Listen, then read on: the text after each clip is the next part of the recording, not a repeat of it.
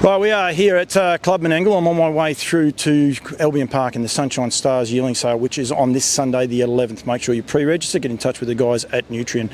But I'm catching up with David Wonson. Wano, hello. Hey mate, good to see you, Paul. Bit going on here at Menangle, starting to come on to the really good time of the year for you guys. You enjoying the build-up? Yeah, look, it's we've got over Christmas. We had a good break over Christmas, a little bit quiet in early January, but we know everyone's in the office and everyone's starting to get really keen. There's a lot of good racing coming up. There's some great horses. Everyone's really excited about what's ahead of us, and yeah, it's a good time for the club. Before we talk about what is coming up, we will just go back a little bit because it will affect your races as well. But when you saw a meeting like Saturday night at Melton, and it was as good a meeting as I've been to, I'll say for the year, but I'm lucky. I go to a lot of meetings. It's not better than any of those other meetings, but it was a very good meeting with good crowd, racing crowd and all the rest.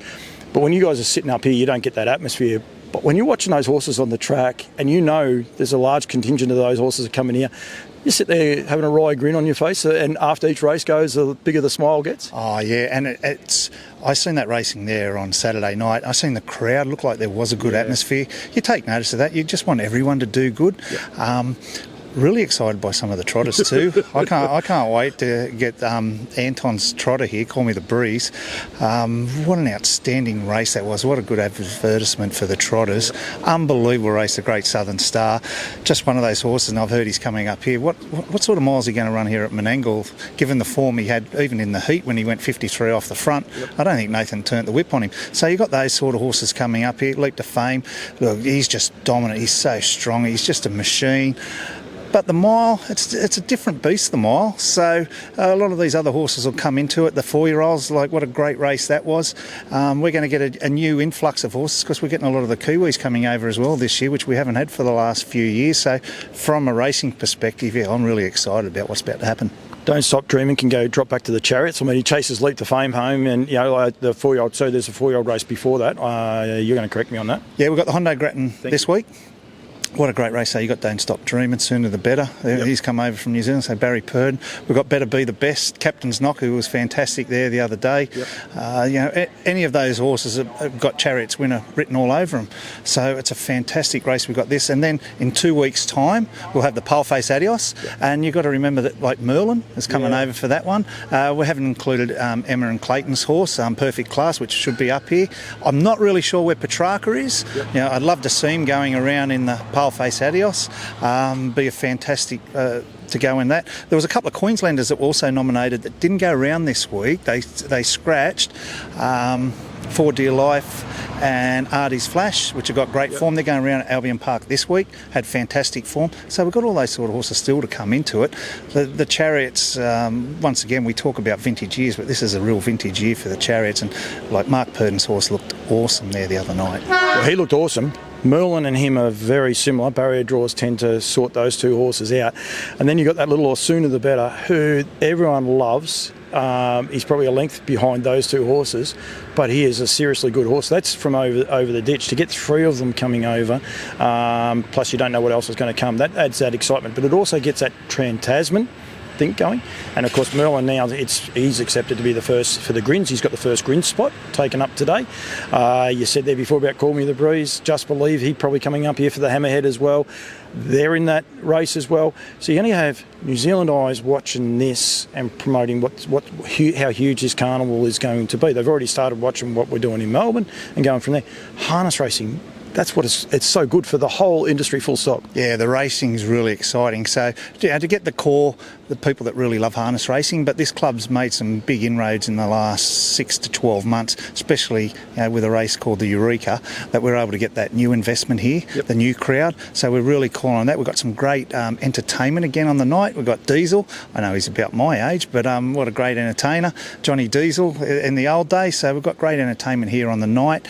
So we're really looking at the new crowd, but if this racing doesn't entice the old crowd to come back, I don't know what will, because we're going to see some fantastic times and some fantastic racing here over the next month. And that's going to be the celebration, is these times, as you said. Call Me the Breeze could break, he should break 53. He went 53 around at Melton the other night, so he should break that.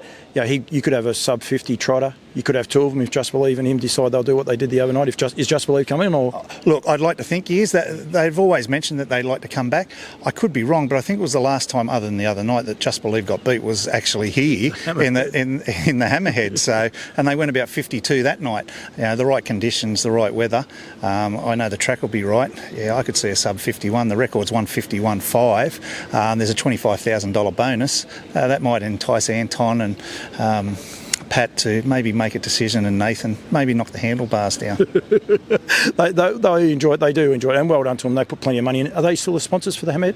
Yep. So which is great. So I mean, that's also good. They were the sponsors of the Great Southern Star. They put so much money in. It's good to see them getting their return. But then the guys with Just Believe, they got beat the other night. And I tell you what, you would have thought they'd won. They won 8 straight. You still would have thought they'd won the other night. The way the owners were around them. So that part is really, really good. You got some changes, if you like. I know the pink bonnet will not be in this carnival. It's been moved back a little bit. There's a few sort of changes that you guys have got happening. Yeah, really important that we've with the mares and the fillies feature races, we've moved that back to May 5, pacing for pink. So with the McGrath Foundation, we've formed a great collaboration there. So all those mares feature races are now on May 4. We've just made an announcement. It's just gone to press that the Queen Elizabeth II mares race, formerly the Ladies Ship Mile, now has 2 invitations plus the qualifiers. So everything old's new again. So we've gone back to, there'll be up to 2 invitations issued about 3 to 4 weeks before the Queen Elizabeth Mile, and then we'll have the 2 qualifiers, those being the Sibelia and the Robin Dundee. That'll still be the same. The first 4 from both of those races will go through.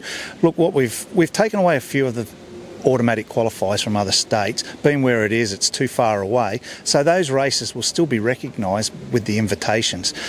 Look, personally, I was massively disappointed because the first mare that would have been invited was in Cypher, and when she won that Ladyship Cup the other day, I just thought, what a great advertisement for the race.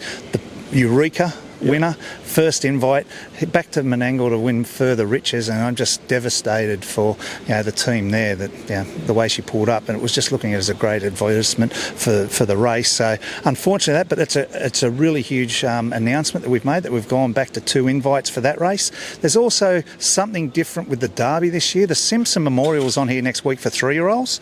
The winner of that gets an automatic invite into the New South Wales Derby. They don't have to compete in heats. The thing is, if they do want to go in heats, they can, but they rescind their invitation and they've got to qualify as per normal qualifying procedures. So it's up to them.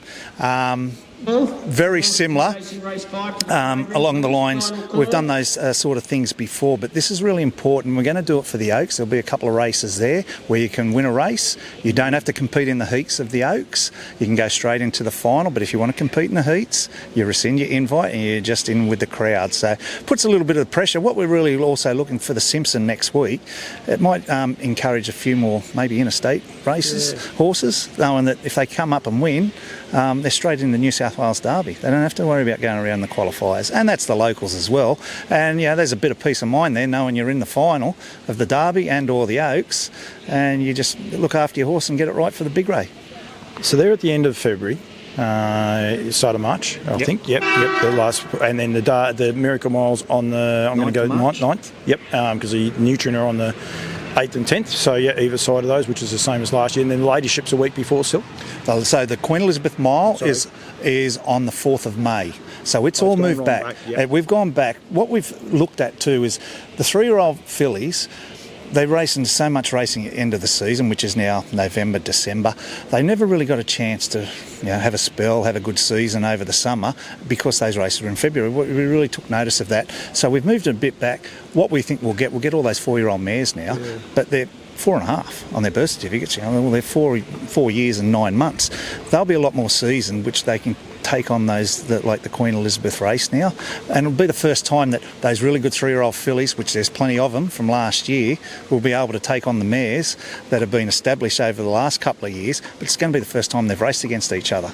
So we're going to have those lead-in races like the Sibelia, you're going to have the Robin Dundee. All roads lead here to Menangle on May 4th for pacing for Pink Night, where we're going to see the new crop of mares coming through, taking on the established stars. Yeah, that's exciting, and some actually also extending out the fun and the hype that we are having. Well, no, thank you. Pretty exciting. The Pink Bonnet, when is that going to be? So Pink Bonnet now is on May 4. So that night actually involves, so you've got the Queen Elizabeth, you have the New South Wales Oaks, we also have the MacArthur Mile, $100,000 race for trotting mares, and we also have the New South Wales Trotters Oaks on that night, and the Pink Bonnet. So there's 4 Group 1s, Group 2. We've got the Ladies Drivers Invitational on that night as well. Everyone dressed in pink. We've got excitement all throughout the year. Now, then we've got some other races called the Eureka and the Inner Dominion later in the year. So, yeah, pretty busy. That is very, very busy, but it's going to be a big month coming up, I must say. It's very, very exciting. Well done for what you guys are doing here at Menangle. I think it's awesome. As I said, I'm here for the nutrient sales. They're going to be in amongst all of that as well. We want people here investing. We want people reinvesting in the game and being a part of some of these races like the Eureka, where they can buy the Australian bred horses and be able to put them, the nutrient sale, and be able to put them through, and the other sales as well. They can buy those, put them through, and hopefully in a couple of years be racing for $2 million in coins. So, yeah. Well, no, thank you. Look forward to being here. I'm going to be here Miracle Mile night. You better see me here. I've already been jotted in. The boss should be watching this and should be saying, you better say yes to this. So, no, we will be here covering it. So it's going to be a lot of fun and a lot of build up. Well done for what you guys are doing, and well done what you are doing for harness racing. We need to keep it growing. We need to keep getting the word out there of how great a sport it is. So thank you very much for joining me, mate. Appreciate you coming along. Thanks, mate. Thank you.